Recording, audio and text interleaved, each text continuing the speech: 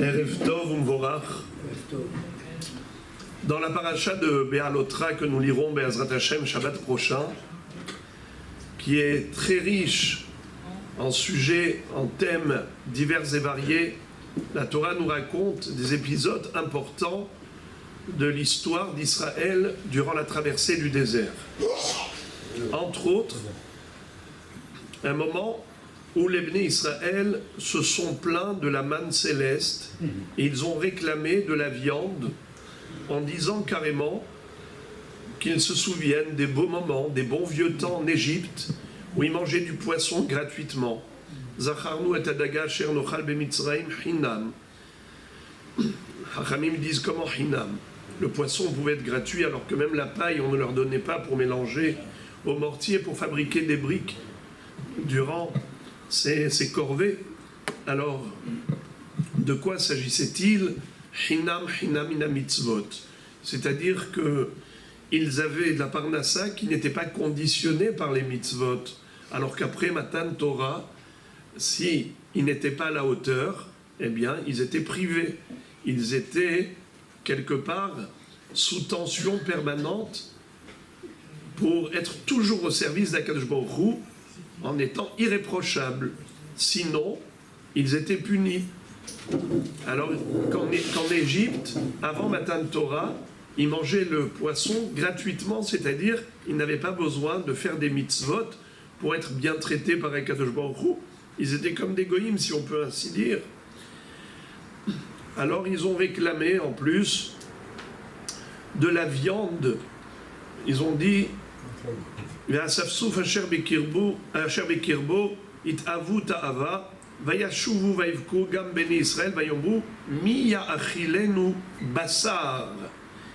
Ils ont pleuré en disant mais qui va nous donner de la viande? Ok, on a de la manne, mais la manne c'est que le goût, mais c'est pas l'apparence, c'est pas la texture de la viande. En plus, il n'y avait pas le goût de toutes les épices dans la manne. Zacharnu et adaga asher nochal bemitzraim hinam et akishuim vet avatihim vet hatzir vet abetzalim vet ashumim. Il n'y a pas le goût de l'ail, de l'oignon. Ve'ata nafshenu yevesha en kol bilti elaman enenu. Notre âme est sèche. On n'a que de la manne, la manne, la manne. Et la Torah fait l'éloge de la manne. Comment ils pouvaient se plaindre? En plus, est-ce qu'il manquait de troupeaux pour manger de la viande?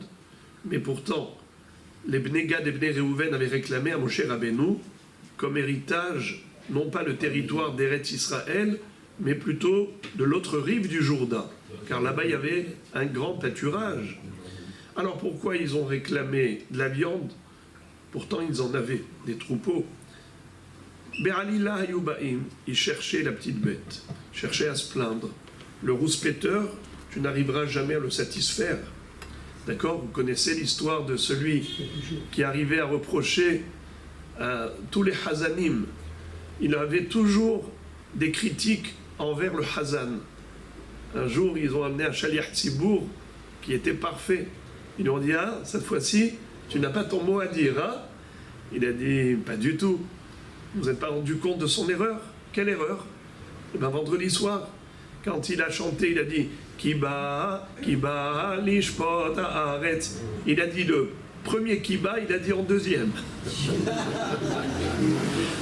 Le rouspéteur, il trouvera toujours quoi dire. Alors, en effet, c'est ce qui s'est passé. Ils se sont plaints. Et là, Moshe Rabbeinu se met à pleurer devant Akadosh Baruch Hu en quelque sorte. Il lui dit, maître du monde, comment puis-je satisfaire un peuple pareil? Est-ce que c'est moi qui l'ai mis au monde? Est-ce que c'est moi qui dois le porter comme une maman qui porte son bébé? Alors, il va demander à Kadosh Baruch Hu de l'aide. Et Hachem lui dit, tu vas choisir, en effet, 70 ékénim pour t'accompagner.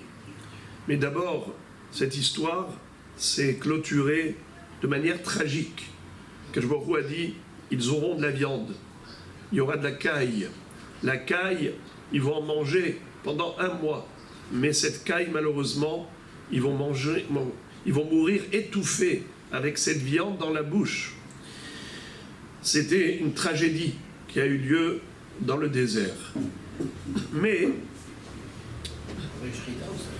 comment Moshe Rabbeinu a-t-il choisi ces 70 Zekenim? Vous savez qu'il y avait 12 tribus. Si chaque tribu contribue à 6 personnes, eh bien 6 fois 12, 72. Mais là, il faut que 70. Comment on fait? Alors, il y a 2 tribus qui vont être privées, qui vont être lésées. Ils vont se mettre à se plaindre encore. Alors, qu'est-ce que Akadosh Baruch Hu donne comme solution? Il dit à Moshe Rabbeinu, eh bien, faites le tirage au sort, le Goral. Et comment ils ont fait le Goral? Ils ont pris 70 papiers où il y a écrit Zaken, 2 papiers où ils n'ont rien écrit. Il est resté blanc. Alors, comme ça, il va y avoir 2 votes blancs et 70 Zekenim élus de Dieu par le Goral. Mais qu'est-ce qui s'est passé? Il y a eu 2 hommes, l'un s'appelait Eldad, le second Médad. Ces 2 ont dit, nous on ne veut pas rentrer dans la compétition. On voudrait de facto se retirer. On ne veut pas rentrer dans cette course. Cette Anava a plu à Dieu. Et ils se sont mis à prophétiser. Vaitnabeu bamachane. Je vous lis. Vaisha'aru shene anashim bamachane. 2 hommes sont restés dans le camp. Shema Ehad Eldad Veshema Sheni Meidad. Vatanach alehem aruach vehema baketuvim velo yatz'u ha'ohela vaitnabeu bamachane. Et ils se sont mis à prophétiser des prophéties qui vont jusqu'à la venue du Mashiach. Depuis l'entrée en Israël, ils vont dire Moshe met v'Yoshua machnis. Moshe Rabbeinu va nous quitter. C'est Yoshua bin Nun, son élève, qui sera son successeur pour diriger Israël durant la conquête d'Eretz Israël. Et le Yonatan ben Oziel dit qu'ils vont même prophétiser de l'époque messianique et de la guerre de Gog ou Magog, la guerre mondiale qui doit éclater avant la venue du Mashiach. Tout cela, ils l'ont vu dans une vision prophétique. Alors, qu'est-ce qui s'est passé? Il y a eu une réaction. Laquelle? Myriam et Aharon ont entendu Tzipora, l'épouse de Moshe Rabbeinu, dire « Oh là là, qu'est-ce que leur épouse maintenant vont endurer? Leur mari va se séparer d'eux. Pourquoi tu dis ça? Eh bien parce que Moshe, mon mari, s'est séparé de moi. Depuis Matan Torah, il n'est plus avec moi, il n'y a plus de vie conjugale. » Alors, ça veut dire qu'un prophète n'a pas le droit d'aller avec son épouse. Elles ont quelque part plaint l'épouse de Eldad et Médad, qui sont devenus nouvellement prophètes. Alors Aaron va critiquer Moshe, son jeune frère, en disant à Aaron, qui était plus grand que Moshe Rabbeinu de 3 ans, elle avait 6 ans. Et tu vois, Moshe, notre jeune frère, il s'est permis de prendre une telle initiative, de se séparer de son épouse. Pourquoi? Parce qu'il est prophète, mais nous également, nous sommes prophètes. Myriam était prophétesse, Aaron était prophète. Ce n'est pas pour autant qu'on a mis fin à notre vie conjugale, à notre équilibre familial. On peut être prophète et vivre normalement. Immédiatement, Akadosh Baruch Hu a pris la défense de Moshe Rabbeinu. Mais Moshe Rabbeinu n'a pas dit mot. Il ne s'est pas défendu. Et la Torah va dire de lui, Ve'aish Moshe, Anav me'od, Mikol ha'adam asher al penei ha'adama. Lui, il était l'homme le plus humble de tous les hommes de la terre. Lui, Moshe Rabbeinu, entend sa critique, il ne répond pas. Mais que va dire Dieu à sa place? Eh bien, il va dire, vous ne pouvez pas vous mesurer avec Moshe Rabbeinu. Votre prophétie est d'un niveau inférieur à la sienne. Vous avez des apparitions de Dieu, mais dans des formes de visions prophétiques dans lesquelles il y a encore des écrans entre le prophète et Akadosh Baruch Hu. Mais tandis que Moshe, PLP adaberbo, bemar'e velo bechidot, vous c'est Bahalom adaberbo, Bamar'a elav et vada, Bahalom adaberbo. Alors que Moshe, Lochen Moshe Abdi, PLP adaberbo. Je lui parle face à face. Il a l'occasion d'avoir des visions, ce qu'on appelle aspaklaria meira, comme quelqu'un qui voit au travers d'une fenêtre, mais la fenêtre elle est claire, elle est limpide, lucide, pas comme une vitre opaque. Et Akadosh Baruch Hu va à ce moment-là réprimander Aaron et Myriam. Il va leur dire: vous avez mal fait de critiquer Moshe. Il est plus jeune que vous, mais il est plus grand que vous. Personne n'a le niveau de la prophétie de Moshe Rabbeinu. De ses prédécesseurs et de ses successeurs, personne n'a ce niveau. Moshe Rabbeinu s'appelle Adon Lechol HaNevi'im. Ça fait partie des 13 principes de la Emouna établis par Rambam Maïmonide. Donc, Moshe Rabbeinu, il est Adon Lechol HaNevi'im. Et bien, c'est cela, ce qui a fait que, malheureusement, elle a été frappée de lèpre, comme quelqu'un qui dit du Lachon Hara.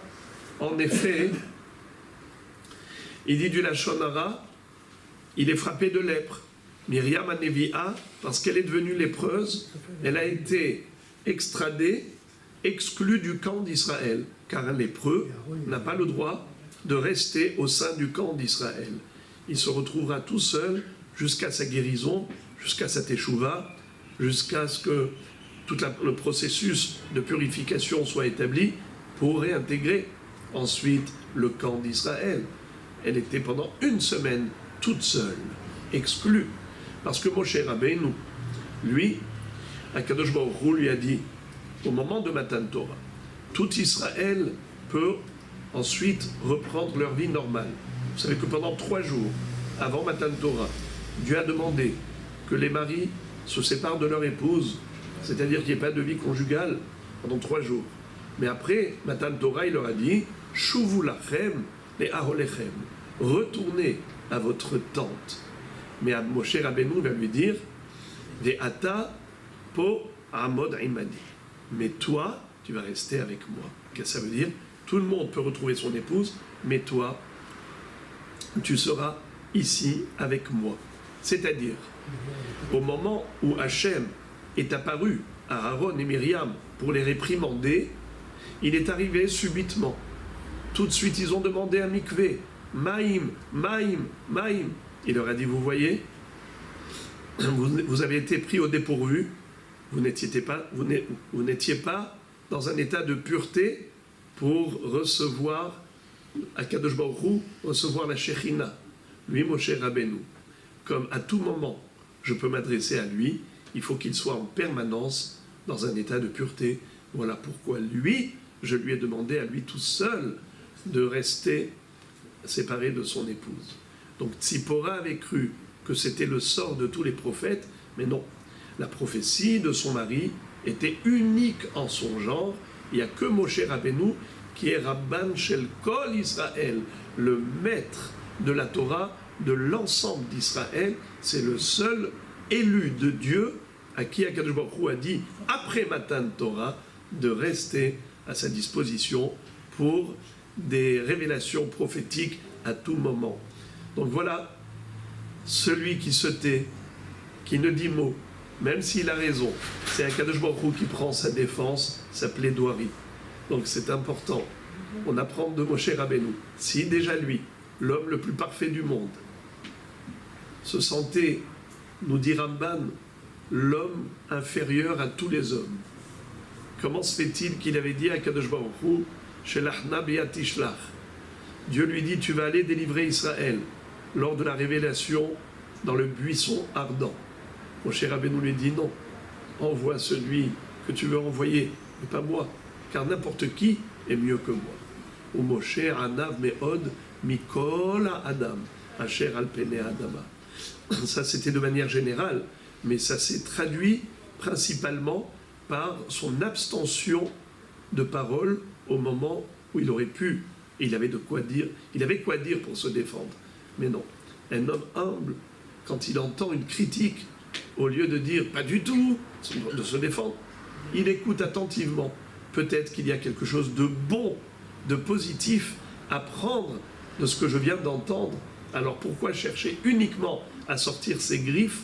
Autant intégrer ce qu'on entend et positiver, faire une introspection pour toujours aller encore de l'avant et encore mieux et encore plus. Voilà qui était Moshe Rabbeinu, l'homme le plus grand qui se sentait toujours le plus petit.